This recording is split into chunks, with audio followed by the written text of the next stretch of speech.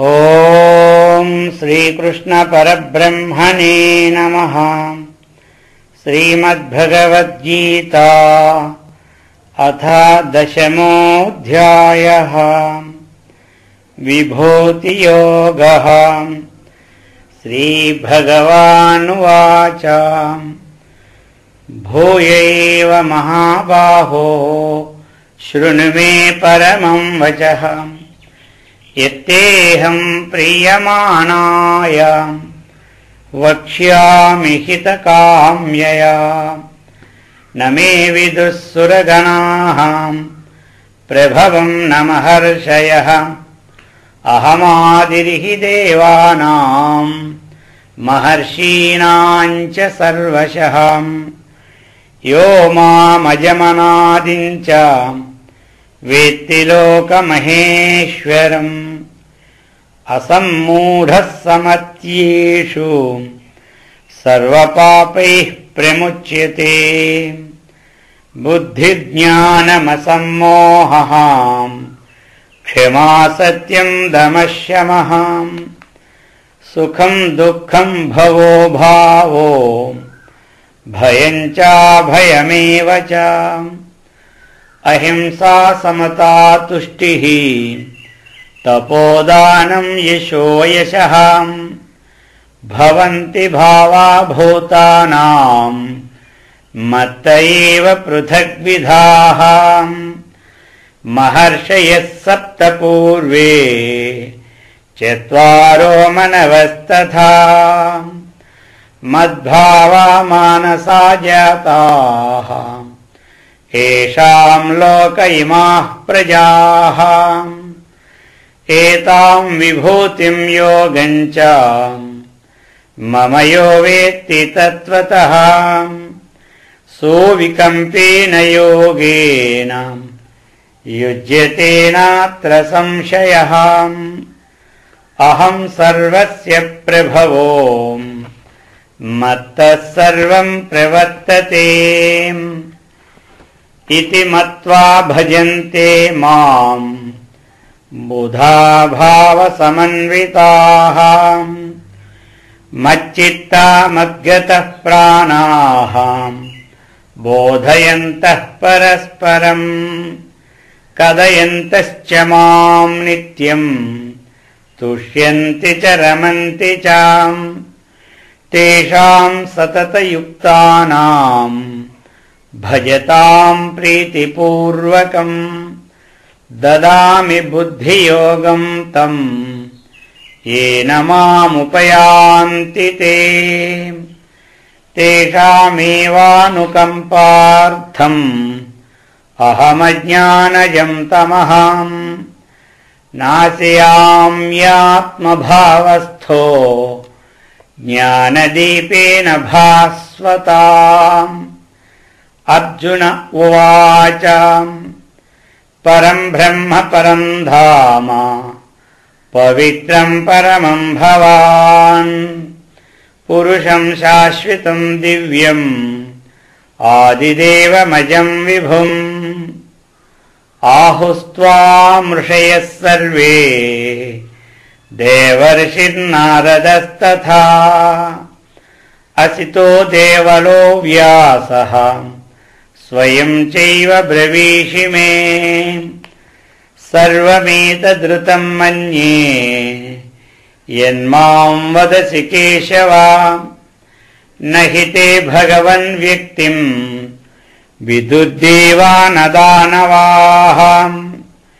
स्वयमेवात्मनात्मानं वेत्थत्वं पुरुषोत्तमं। भूतभावनभूतेशां देवदेव जगत्पते। वक्तुमर्हस्य शेषीणां दिव्या ह्यात्मविभूतयः। याभिर्विभूतिभिर्लोकान् इमां त्वं व्याप्य तिष्ठसि। कथं विद्यामहं योगिं त्वां सदा परिचिन्तयन्। केषु केषु च भावेषु चिन्त्योषि भगवन्मया विस्तरेणात्मनो योगम् विभूतिम् च जनार्दनाम् भूयः कदय तृप्तिर्हि शृण्वतो नास्ति मे मृतम्। श्रीभगवानुवाच हन्त ते कथयिष्यामि दिव्या ह्यात्मविभूतयः प्राधान्यतः कुरु श्रेष्ठ नास्त्यन्तो विस्तरस्य मे। अहमात्मा गुडाकेश सर्वभूताशयस्थितः अहमादिश्च मध्यम् च भूतानामन्त एव च। आदित्यानामहम् विष्णुः ज्योतिषाम् रविरंसुमान् मरीचिर्मरुतामस्मि नक्षत्राणामहम् शशी। वेदानाम् सामवेदोऽस्मि देवानामस्मि वासवः इन्द्रियाणाम् मनश्चास्मि भूतानामस्मि चेतनाम्। रुद्राणाम् शङ्करश्चास्मि वित्तेषो यक्षरक्षसाम् वसूनाम् पावकश्चास्मि मेरुशिखरिणामहम्।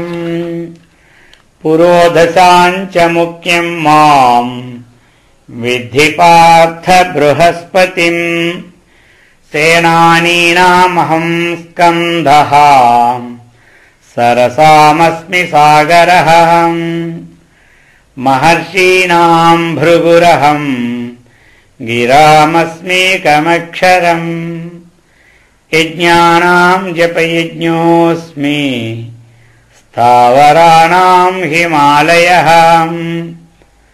अश्वत्थः सर्ववृक्षाणाम् देवर्षीणाम् च नारदः गन्धर्वाणाम् चित्ररथः सिद्धानाम् कपिलो मुनिः उच्चैश्रवः समश्वानाम् विद्धि माममृतोद्भवम् ऐरावतम् गजेन्द्राणाम् नराणाम् च नराधिपम् आयुधानामहम् वज्रम् धेनूनामस्मि कामधुकुम् प्रजनश्चास्मि कन्दर्पः सर्पाणामस्मि वासुकिः अनन्तश्चास्मि नागानाम् वरुणो येदसामहम् पितॄणामर्यमा चास्मि यमः संयमतामहम्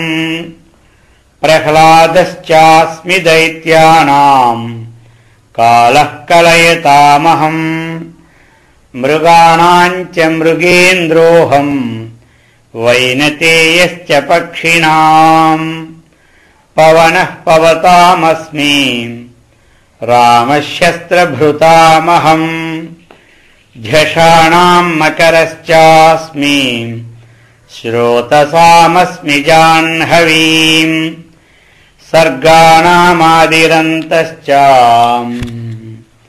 मध्यम् चैवाहमर्जुनाम् अध्यात्मविद्या विद्यानाम् वादः प्रवदतामहम् अक्षराणामकारोऽस्मि द्वन्द्वः सामासिकस्य च अहमेवाक्षयः कालो धाताहम् विश्वतो मुखः मृत्युः सर्वहरश्चाहम् उद्भवश्च भविष्यताम् कीर्तिः श्रीर्वाक्च नारीणाम् स्मृतिर्मेधा धृतिक्षमाम् बृहत्साम तथा साम्नाम् गायत्री छन्दसामहम् मासानाम् मार्गशीर्षोऽहम् ऋतूनाम् कुसुमाकरः द्यूतम् चलयतामस्मि तेजस्तेजस्विनामहम् जयोऽस्मि व्यवसायोऽस्मि सत्त्वं सत्त्ववतामहम् वृष्णीनां वासुदेवोऽस्मि पाण्डवानां धनञ्जयः मुनीनामप्यहं व्यासः कवीनामुशना कविः दण्डो दमयतामस्मि नीतिरस्मि जिगीषताम् मौनं चैवास्मि गुह्यानां ज्ञानं ज्ञानवतामहम् यच्चापि सर्वभूतानां बीजं तदहमर्जुन न तदस्ति विना यस्यात् मया भूतं चराचरम् नान्तोऽस्ति मम दिव्यानां विभूतीनां परन्तप एष तोद्देश्यतः प्रोक्तो विभूतेर्विस्तरो मया यद्यद्विभूतिमत्सत्त्वं श्रीमदूर्जितमेव वा तत्तदेवावगच्छत्वं मम तेजोंशसम्भवम् अथवा बहुनैतेन किं ज्ञातेन तवार्जुन विष्टव्याहमिदं कृत्स्नम् एकांसेन स्थितो जगतो इति श्रीमद्भगवद्गीतासूपनिषत्सु ब्रह्मविद्यायां योगशास्त्रे श्रीकृष्णार्जुनसंवादे विभूतियोगो नाम 10मोऽध्यायः।